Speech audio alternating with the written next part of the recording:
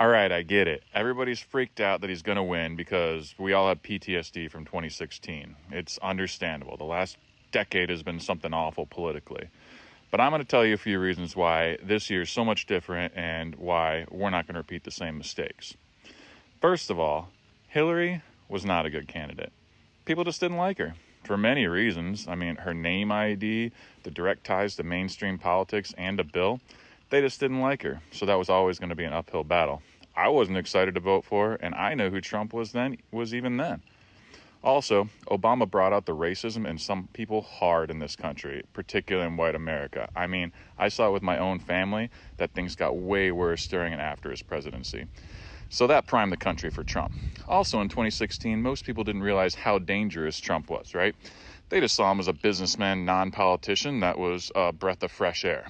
That's much different now. Most Americans see him for exactly who he is, and they know how dangerous he is.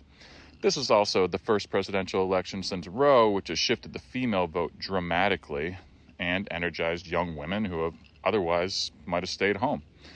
It's also the first presidential election since January 6th and the big lie, which are deal breakers for many in the middle and right-leaning, further shifting votes away from Trump.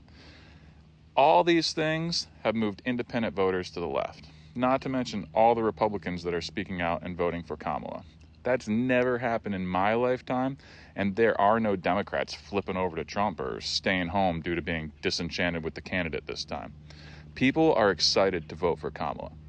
And the fact is, his base is only about 35%, and he'll max his vote out around 70 million. Kamala has pretty much an unlimited ceiling and will pull 100 million votes, while also boosting down-ballot races. The whole thing's fucking terrifying because the consequences are so grave of him getting elected. But honestly, I'm feeling really good about the outlook right now, and I had no hope with Biden. A lot of it comes down to momentum in the end, and money, and in the final weeks, we're definitely winning there. That being said, though, we need a huge turnout to overcome all the voter suppression and gerrymandering that fucking Republicans have dedicated so much time in implementing. We all must show up. We all must vote blue all the way up and down the ballot, all right? You vote early if you can. All gas, no brakes, people.